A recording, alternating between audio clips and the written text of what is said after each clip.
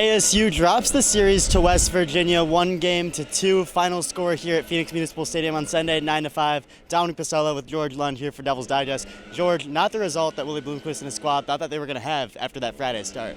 Yeah, it was unfortunate. ASU had been on a high of the last 2 weekends, taking the series against TCU, taking the series against Kansas State. Felt like something really could be building here for ASU. Obviously, they got back to the tournament last year. They've been looking to build on that this year, go farther this year. A matchup against West Virginia would give ASU an opportunity to do just that, prove to people that last year just wasn't a one-off year. They were really building and trying to make this program better, back to where it was of the times that we remember, all those championship banners in the outfield, really built on that.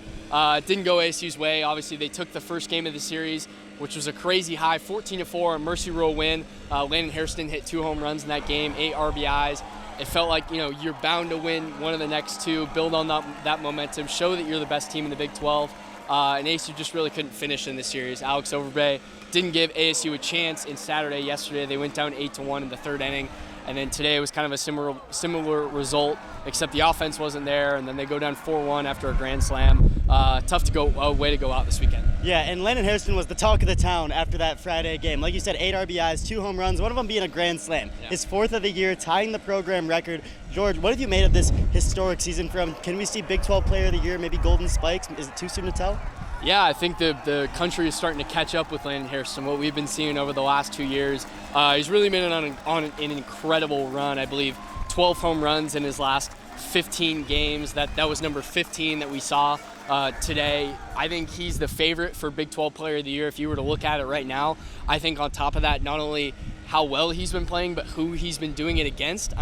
4 home runs against West Virginia. That had been the best pitching staff by ERA coming into this weekend. We saw it against Kansas State in big moments last weekend. TCU the weekend before. Even the Amergy series against some SEC competition. He's never slowed down. I think Big 12 favorite or Big 12 Player of the Year is in conversation. We can maybe talk about Golden Spikes as the Player of the Year, but who knows? It's pretty early for those conversations. We'll see as the season goes on. But it's pretty ridiculous. I think West Virginia intentionally walked him twice over the weekend. Today, they just did it with a runner on first in the early innings of this game.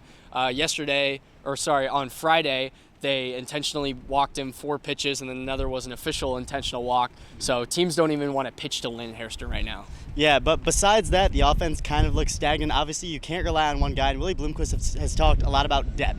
But this weekend, I don't know if we saw too much of that depth.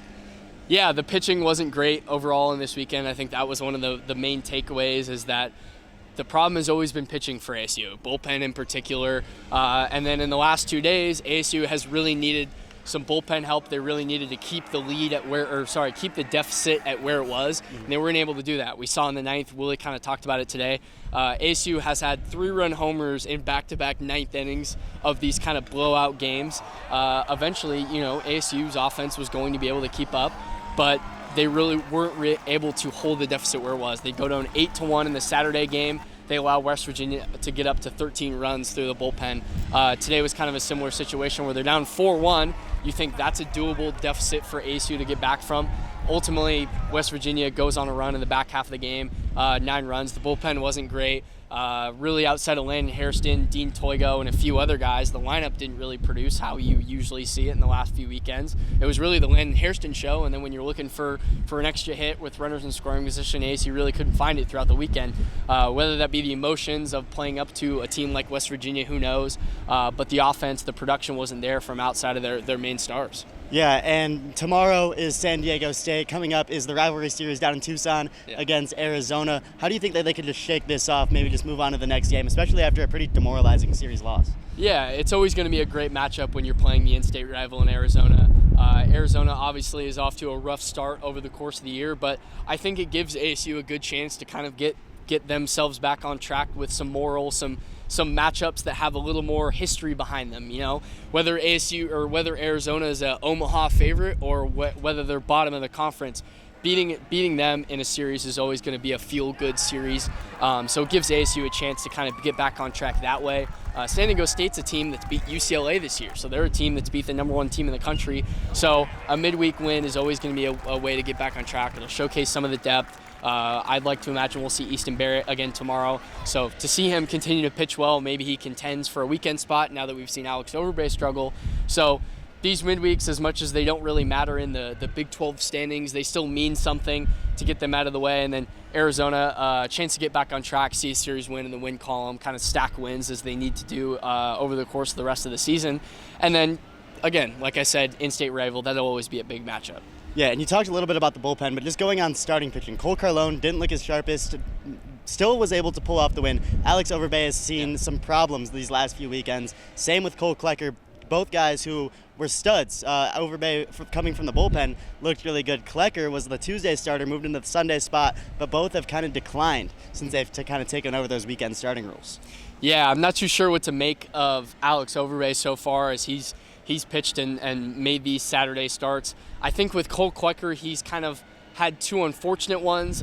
He had gone through 5. He had only given up 3 hits, no runs, and then just kind of a string of hits follow and turn into a grand slam. I don't think you're overly worried about Cole Klecker, even though he is coming off a start where he gave up 9 to Kansas State. But that's a really potent offense. That Manhattan's a tough stadium to pitch in. Obviously, we saw what he can do when he's on against TCU, where he pitched a career best start. So I don't think you're overly worried about Klecker, although maybe you kind of realize what his ceiling could be this season. Maybe he's not going to get back to where he was as a freshman when he dominated for TCU, but you're hoping he can be a back of the rotation guy as you try to stabilize a weekend rotation. Alex Overbay, like I said, I'm not too sure what to make of him if he's going to be the Saturday guy going forward. Willie kind of talked harshly yesterday about he's just not getting ahead in the counts. He's not attacking the zone. He's not doing the things that got him off to such a hot start in the bullpen. Obviously, ASU is lucky to have the depth that they do this year in the pitching staff, where Colin Linder started the season on Saturdays. Easton Barrett started the season on Sundays. So they have 2 options. Jaden Alba's pitched pretty well out of long relief, so he's a potential option. Hopefully Easton Barrett can continue to pitch well, and he can be a weekend option. That's probably what I'd look at right now. Colin Linder, I don't believe, had that bad of a start to the season, so he could still be in contention for Saturday if he fixed kind of the walks issues. So ASU's at least fortunate enough to have the depth to contend. If Overbay is not the guy going forward, I think he might be better suited for the bullpen. But we'll have to see as the upcoming weekend series against Arizona. Yeah, West Virginia takes this one against ASU. ASU coming up San Diego State Monday, and then rival Arizona Thursday, Friday, Saturday. For Devil's Digest, I'm Downing Pasella with George Lund, and thank you to our sponsors at Burrito Express and Santan Ford.